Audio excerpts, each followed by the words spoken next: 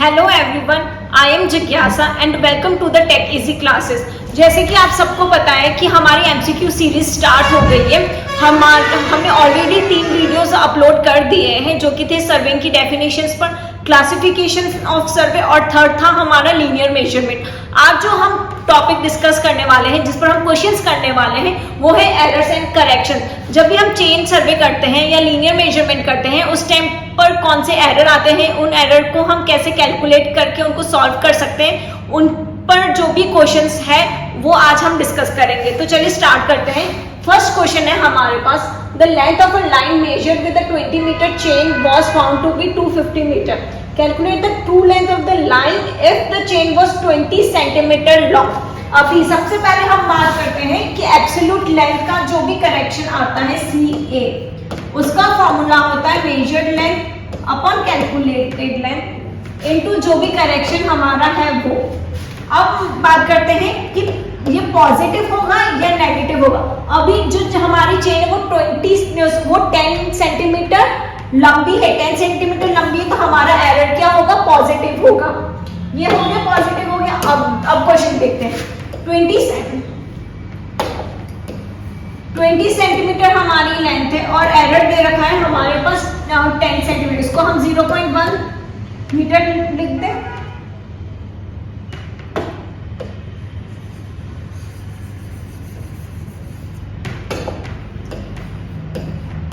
Metre हमें दे रखी है, एरर दे रखा है हमें 10 सेंटीमीटर का। तो जो इसकी लेंथ हो जाएगी, ट्रू लेंथ ऑफ चेन,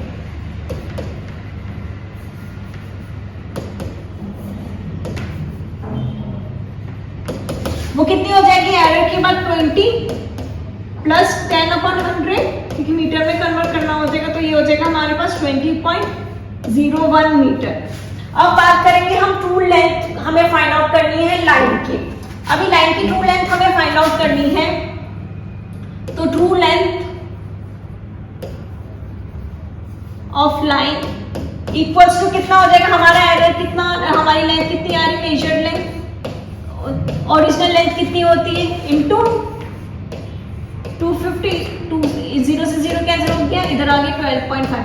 तो जब हम इसको सॉल्व करेंगे तो हमारा आंसर आया जाएगा 251.25 मीटर। तो हमारा ऑप्शन नंबर बी करेक्ट है।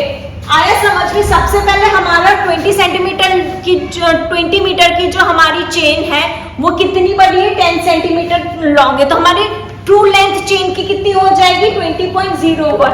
20.01 हमारी हो जाएगी लेंथ चेन की। अभी हमने जो डिस्टेंस कैलकुलेट किया है वो कितना किया है? लेंथ मेजर की है 250 मीटर मेजर की। कितनी? 250। तो उसकी ट्रू लेंथ कितनी हो जाएगी? 20.01 अपॉन 20 इंटू 250। ये हमारा फॉर्मूला भी है कि corrected length upon original length into measured value.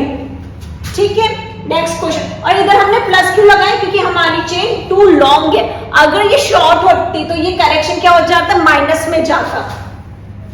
Next question, the length of a survey line was measured with a 20 meter chain and was found to be equal to 1200 meter. If the length again measured with 25 meter chain, it is 1212 meter. On comparing the 20 meter chain with the test gauge, it was found to be 1 decimeter too long. Find the actual length of 20 meter chain. अभी इस question के दो part है, पहले हम part 1 discuss कर लेते हैं।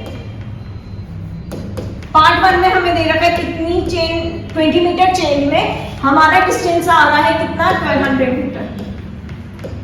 1200 मीटर आ रहा है। लेंथ कितनी दे रखी है हमें? Correction true length find out कर लेते हैं पहले।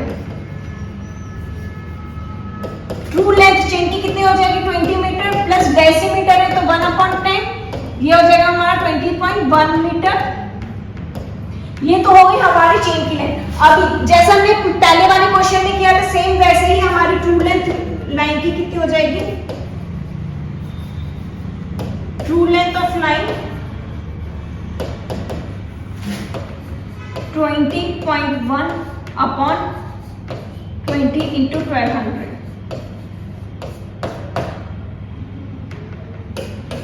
60। इसको हम सॉल्व कर देते हैं तो आता है हमारा 1200 6 मीटर। अब पार्ट 2 की बात करते हैं। पार्ट 2 में हमें निकालना है actual length of the 25 metre chain use. Actual length निकालने के लिए हमें क्या करना होगा? एक्चुअल लेंथ निकालने के लिए हमारी एक्चुअल कितनी आ रही है? 1206 आ रही है। मेजर कितनी है? 12 इंटू हमारे पास लेंथ कितनी है? 25। तो जब हम इसको सॉल्व करेंगे तो हमारा आंसर आ जाएगा 24.88 मीटर। 24.88 मीटर। हमेशा याद रखना, इधर तो आ जाता है हमारी जो भी चेन की लेंथ है, 20 मीटर हो, 25 मीटर हो, जो भी हो। ऊपर आ जाता है हमारी करेक्टेड लेंथ, नीचे आता है हमारा जो भी हमने कैलकुलेट किया है वो corrected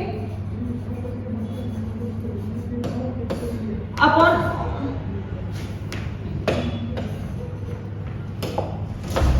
major into length of chain.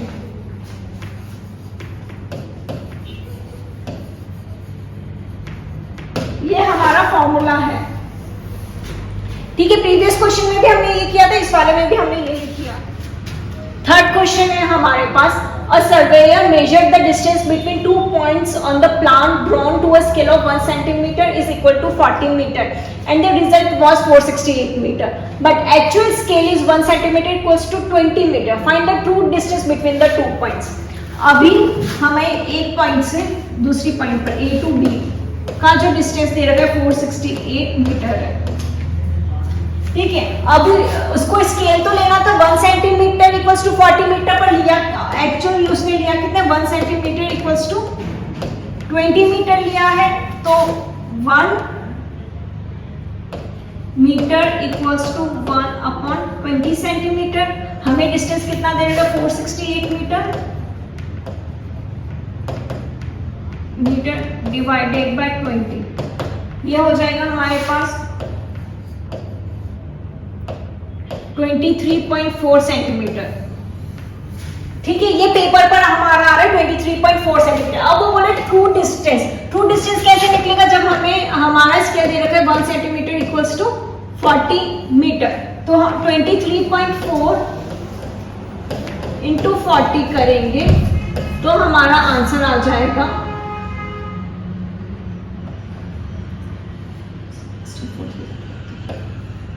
936 metre. तो option number B is correct, 936 metre. हमें क्या किया है? एक्चुअल स्केल हमारा तो 1 सेंटीमीटर इक्वल्स टू 20 मीटर, उससे अगर हमने कैलकुलेट किया तो 23.4 सेंटीमीटर आया।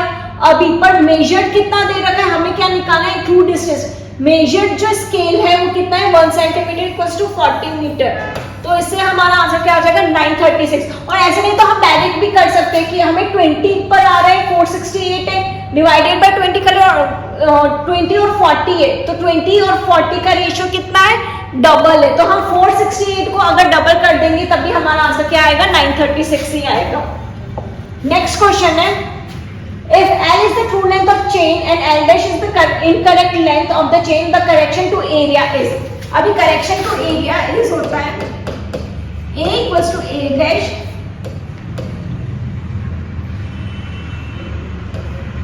L dash अपन L का स्क्वायर। अभी L dash अपन L को हम लिख सकते हैं L प्लस डेल्टा L अपन L। तो डेल्टा L अपन L को हम सपोज करें E, तो इसको हो जाएगा 1 प्लस E, तो A हो जाएगा हमारे पास A डैश 1 प्लस 2E।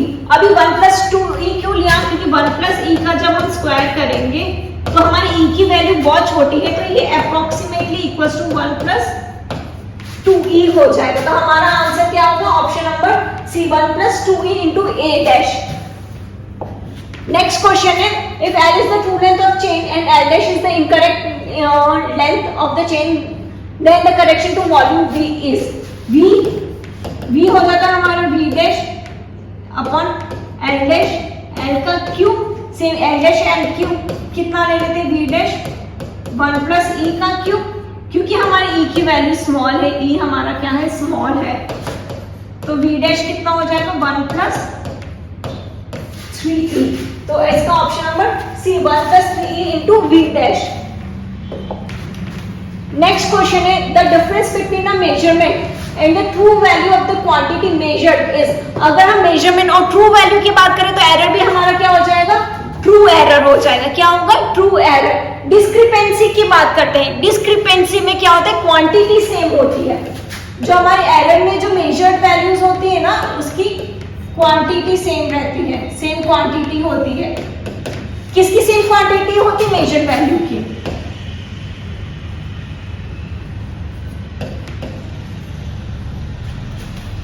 ठीक है, एक्यूरेसी क्या हो जाएगा, हमारी जो भी एरर है वो कितनी लेस है। एक्यूरेसी में क्या होता है, हमारी एरर लेस होता है। लिमिट ऑफ एरर होता है कि लिमिटेड परमिसिबल एरर।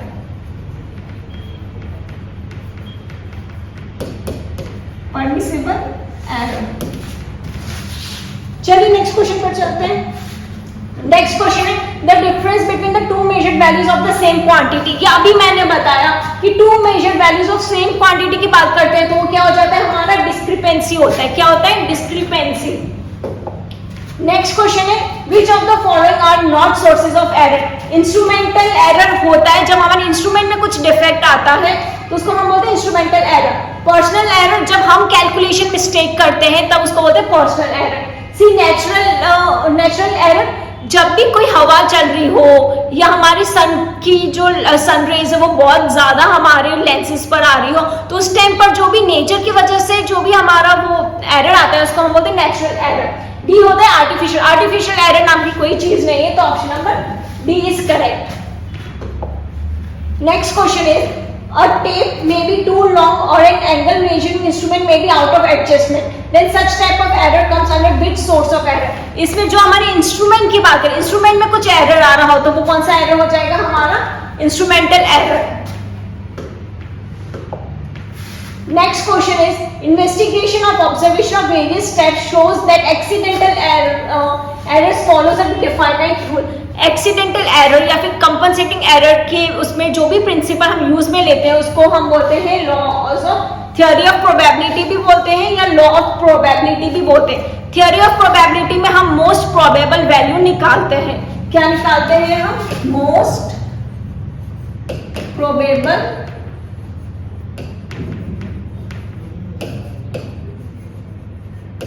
इसको एमपीवी भी बोलते हैं। जब ये एक्सीडेंटल एरर होते हैं तो उन एक्सीडेंटल एरर को कंपनसेट करने के लिए जो थ्योरी हम यूज में लेते हैं वो होती है हमारी थ्योरी ऑफ प्रोबेबिलिटी या फिर लॉ ऑफ प्रोबेबिलिटी।